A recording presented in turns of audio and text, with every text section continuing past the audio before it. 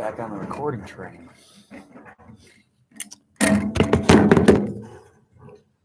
All right. So, somebody quickly summarize for me, what is the difference, primary difference between a claim of fact, between a claim of value, and between a claim of policy?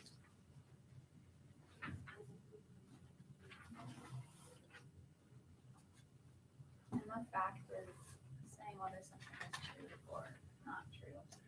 Give me an example, now, there's one other caveat that goes with a claim, any claim. Is it a claim of fact for me to say that that wall is white? No, it has to be argued. It has to be arguable, right? So can you say, or give me your definition for claim of fact one more time, Liv? An arguable statement of whether something is true or not. Okay, so what would be an example of an arguable statement of whether or not something is true? Tyler Hansberger is a good person. Is that a claim of fact? Why? What specific part of that is arguable? Good person. Somerset High School does a good job of educating, what's the word I'm looking for here? Like a specific subgroup of students. Somerset High School does a good job of educating people wearing blue jeans. Is that a claim of fact? Now, what makes it a claim of fact? Because some people might say that sounds like a claim of value. Because the claim of value is what, Mr. Lee? Something that's good or bad, right? Okay, something good, bad, right, or wrong. What differentiates my claim of fact from, because I just said something Somerset's good at. What makes that a claim of fact as opposed to a claim of value?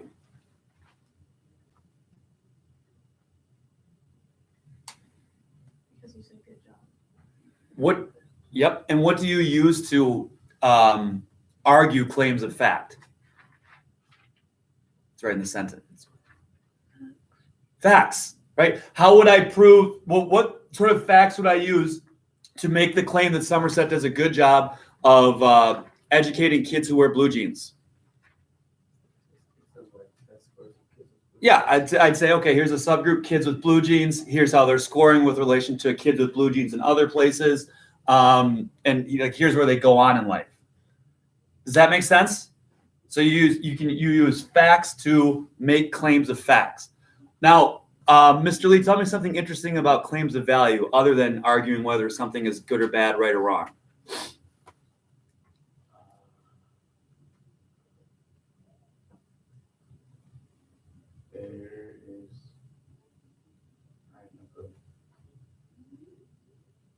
Someone have something interesting to say about claims of value other than good or bad, right or wrong? Be proven by that. Can what? Can't be proven by that. So what do you use to, like, give me an example of a claim of value? It is wrong to eat puppies. Yes, it is wrong. Absolutely. It is wrong to eat puppies. Why is it wrong to eat puppies, Hansberger? Talk to me using values. Because they're innocent little puppies. Wonderful. They haven't got to live a long life. What's the value that Hansberger is talking about why it's wrong to eat puppies? The value of life, and he used an I word. Innocence. Innocence is a value, right? So why is it wrong to eat? Why is it wrong to eat puppies? Because puppies are innocent.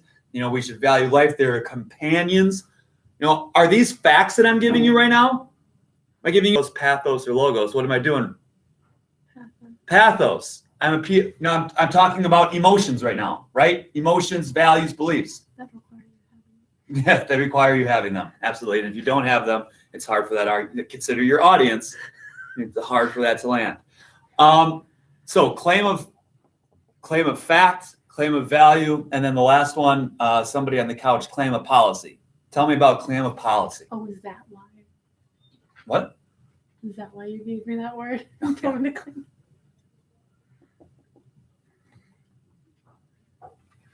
It's like policy of like you got a policy at school or something. Where people don't like to raise money or something like that. Could you give me like a definition of a claim of policy? Somebody sitting on a couch. Proposing change. Proposing change. Okay, so what would be an example of a claim of policy?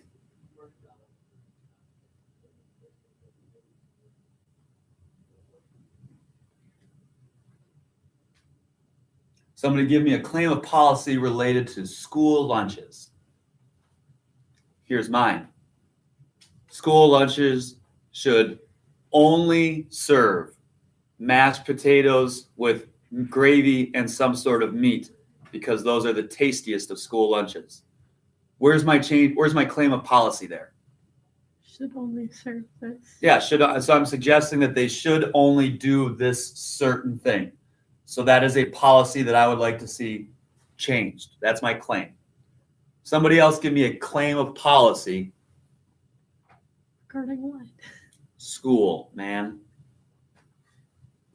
School should start later, as it's been proven that teenagers' circadian rhythm do not start until later. Ooh!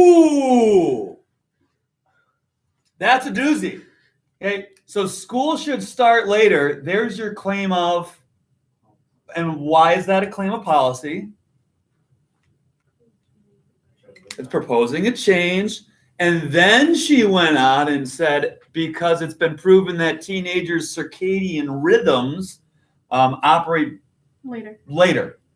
That is a claim of that. Or that is me using what L word?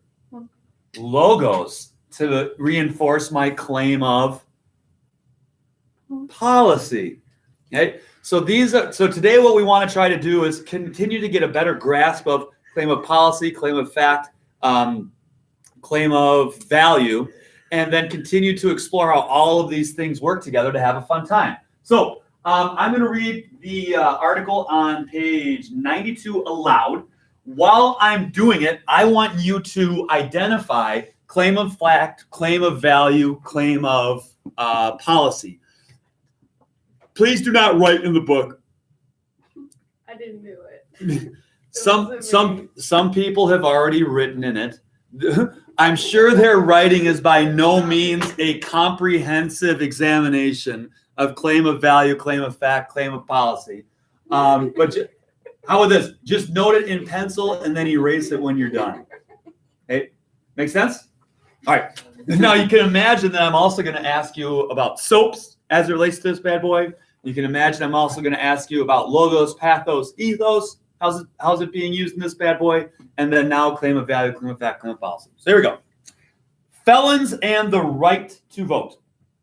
About 4.7 million Americans, more than 2% of the adult population, are barred from voting because of a felony conviction.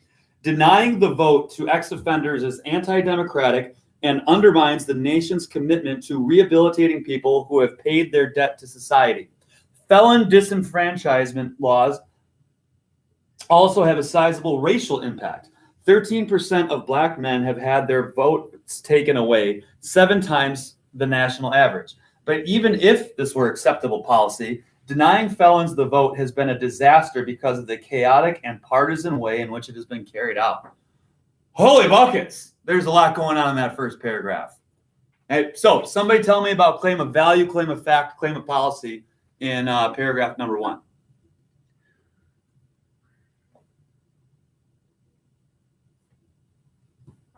It says about 4.7 million Americans, more than 2% of the adult population are Barred. barred from voting. Now, is that a claim? Of fact. Is that a claim? It's just a fact. All right. Right? So we can't argue that. Now, is that using logos, pathos, or ethos? Logos. So it is a fact, but that sentence in itself is not making a claim. All right? Denying the vote to ex-offenders is anti-democratic and undermines the nation's commitment to rehabilitating people who have paid their debt to society. That is a sentence that is making a claim, right? The idea that the denying the right to vote is undemocratic. That's an arguable point, right?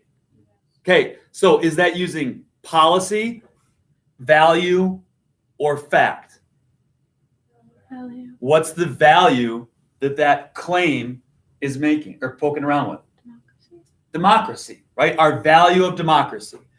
And our commitment to rehabilitating people who have paid their debt to society. That's another value that we as a society have. So I'm making the claim that denying people the right to vote is undemocratic and inconsistent with our values. Felony disenfranchisement laws have a sizable racial impact. 13% of Black men have had their votes taken away, 7 times more than the national average.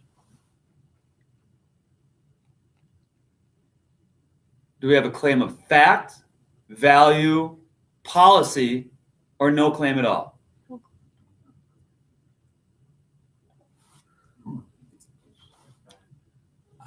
But here the fact is this stuff is tricky. It has a racial. It has a racial component.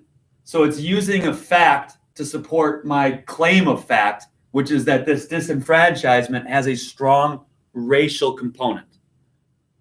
Does that make sense? And how that's different than the first one. The different one, I just throw statistics out there. 4.7 million Americans, 2% of adults are barred from voting. This one is a claim of fact because I start by saying voting disenfranchisement has a racial component. There's my arguable claim of fact. And now I'm using a fact in order to support that. Okay. Logos. But even if it were acceptable as policy, denying felons the vote has been a disaster because of the chaotic and partisan way in which it has been carried out. What is the claim that's being made in that last sentence?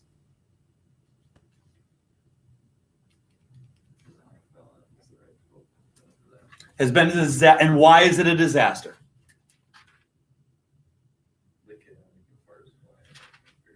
Beautiful. Is that a claim of value, fact, or policy?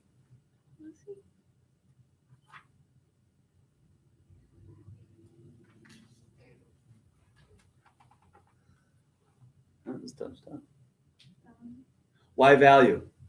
It's saying that it's wrong, well, it's a disaster. So, Would it be policy because it's suggesting it's too chaotic and needs to change? Say that again, Ms. Mesker. Would it be policy because it's saying it's too chaotic and needs to change? It's not saying that. This is just saying why it's been a disaster. Why has it been a disaster? The partisan way it's been carried out. Fact. What does partisan mean? Might be a word that we're fumbling with right now. Does anyone know? Partisan is something like, or it means because I have my political beliefs, I operate just on the terms of those political beliefs. So like Democrats and Republicans, if somebody does something and votes for something just because they're a Republican or just because a Republican proposed it and not considering the wider values of the policy, that would make them a partisan. Okay, so let's say that Mesker is president, okay, and she's a Republican, I'm a Republican, you're a Democrat. No matter what Mesker does, if I still go along with her, that makes me a partisan because I believe in what because she's a Republican, that enables her to do whatever she wants her to do. You're a Democrat, no matter what she does, good or bad, you're going to hate what she does. That would make you a partisan. Does that make sense? So you don't consider like whether or not what they're doing is actually good or bad. You just agree or disagree with them based on their political affiliation. That makes it a partisan thing. Does that make sense? Okay, so in the terms of voting rights, when I'm saying that, voter disenfranchisement has been a disaster because of the partisan way it's been carried out, that means that voting rights is being carried out in a political way, in terms of like if the Republicans are in charge, they're dealing with voter disenfranchisement in a way that benefits Republicans, not whether it's a good or bad thing. If Democrats were in charge, they'd be dealing with voter rights in a way that affects Democrats, regardless if it's a good or bad thing. So if felons are more likely to vote Democrat, how would a Republican go about caring about voter disenfranchisement of felons? What would they try to do? Say felons can't vote. Put things in place that make it impossible for felons to vote. So that would be going about voter disenfranchisement in a partisan way. So is this a claim, fact, value, or policy? It's not policy because we're not advocating change of anything, right? So we're left with facts and values. Which one is it and why? Talk quietly among your little table group or couch group, or think in your own head for a moment. And I'm going to ask each of you to say claim of fact or policy, or sorry, fact or value, and say why in 1 minute. Ready, set, go. I don't Work think through the it. voices in my head care about. We'll consult them anyway.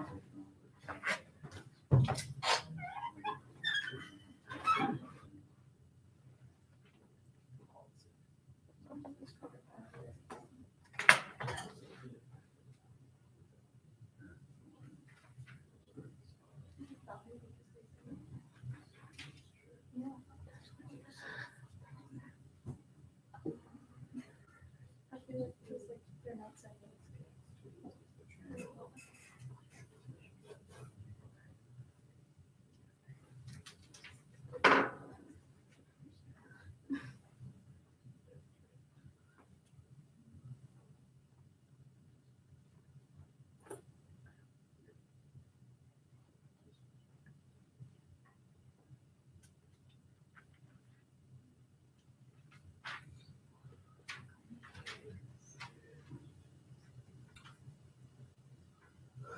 All right. We'll start with the love seat plus live. What do you three have? Well, we say value because they are saying it's wrong and they put reasoning behind it. Like, What's the reasoning? because of the way it's being carried out. Okay. Logic. All right. What do you have at the back on the back couch? Well, we did the same thing.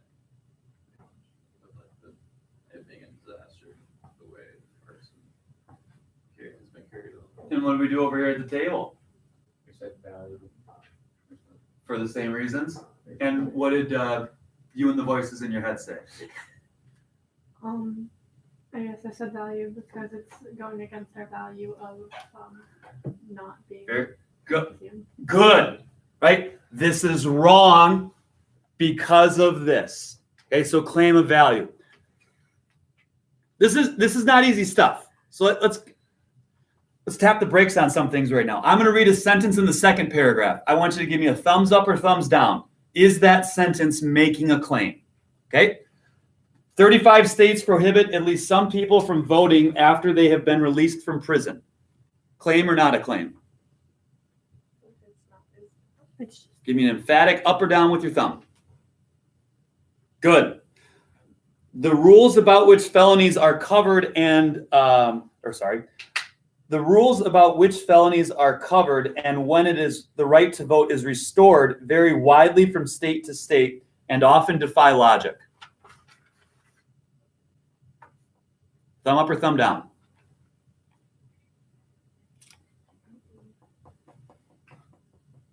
Kane, why'd you go thumb up? Because it's arguable. What part is arguable? logic. The defy logic part, right? If I just were to say that the rules about felonies varies from state to state, is that a claim? But once I say and defy logic, now what has happened? I'm making the claim that these things are illogical. In 4 states, including New York, felons on parole cannot vote, but felons on probation can.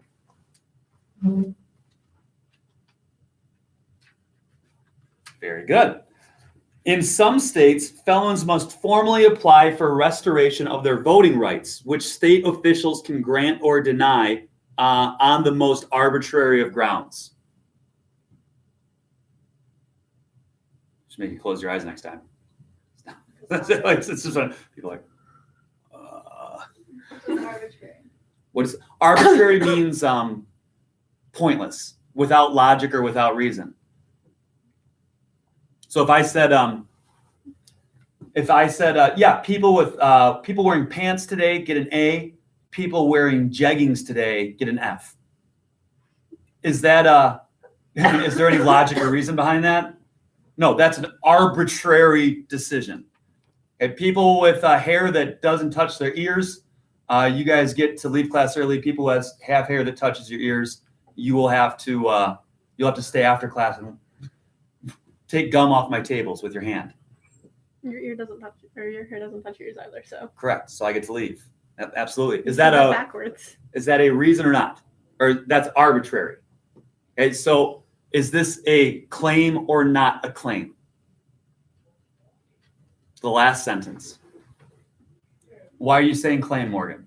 Because you could argue that their logic isn't arbitrary. Right. So by saying that these reasons are arbitrary, that makes it become a claim.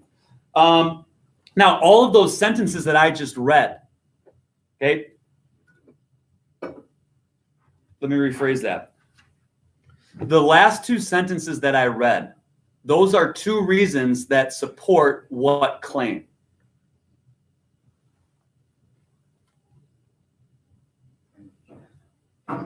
Don't use claim of fact value or look at the paragraph. The last two sentences where it says, in 4 states, including New York, felons on parole cannot vote, but felons on probation can. In some states, felons must formally apply for restoration of their voting rights, which state officials can grant or deny on the most arbitrary of grounds. Those two sentences relate back to which sentence? It's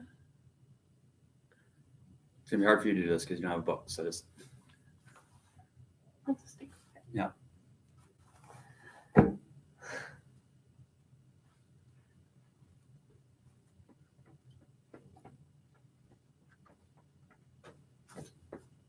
Those are two sentences supporting what claim? There's only one claim in this paragraph, right? The rules about which felonies are covered in the right to vote is restored very widely from state to state, not in chronology. And defy, yeah. So here are examples of how the rules about felonies defy logic. Does that make sense? Okay. Florida may have changed the outcome of the 2000 presidential election when Secretary of State Kathleen Harris oversaw a purge of suspected felons that removed an untold number of eligible voters from the rolls. Is that sentence making a claim or not? Yes. What is the claim being made in that sentence? That Florida's policies related to elections changed the outcome of a presidential election. This year, the state officials are conducting a new purge that may be just as flawed. Claim or not? What's the claim? Yeah, that this is a flawed purge of the voter rolls. They have developed a list of 47,000 voters who may be felons and have asked local officials to consider purging them. Claim or not a claim? Someone other than Mesker. Not a claim. They're just saying what's going on.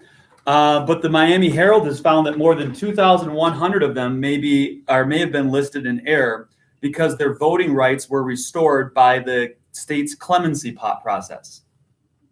Claim or not a claim? Not a claim. Good. Last week, the state acknowledged that 1,600 of those on the list should be allowed to vote. Claim or not a claim? Not a claim. These are statements of facts, not claims of fact. So we started off with the claim, and then we have factual evidence to support that claim. That sounds an awful lot like a paragraph, right, that you're asked to write.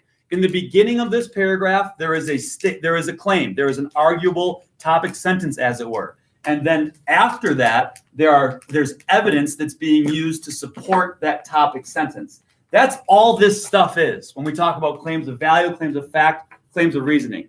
Are you stating something debatable, and then the facts and the ideas that you use to back up that thing that's debatable, that's your logos, that's your pathos, that's your ethos. Let's try one more paragraph quickly. Election officials are far too secretive about felon voting issues, which should be a matter of public record. Now, what type of claim is that? And why is it policy? Because they want to change how secret. Very good. When Ms. Harris used inaccurate standards for purging voters, the public did not find out until it was too late. That's just, yeah. This year, the state tried to keep 47,000 names off of the list of possible felons secret. But fortunately, a state court ruled this month that they should be open to scrutiny.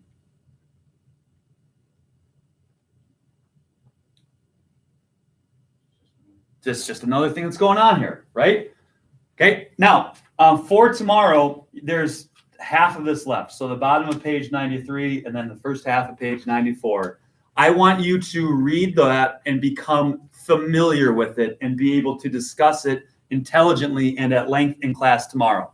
So we've been going through, is this a claim? Is this not a claim? So I want you to come to class tomorrow, able to intelligently point out, hey, Mr. Lindenberg, this is a claim. Here are the facts, or here are the ideas that are used to support that claim.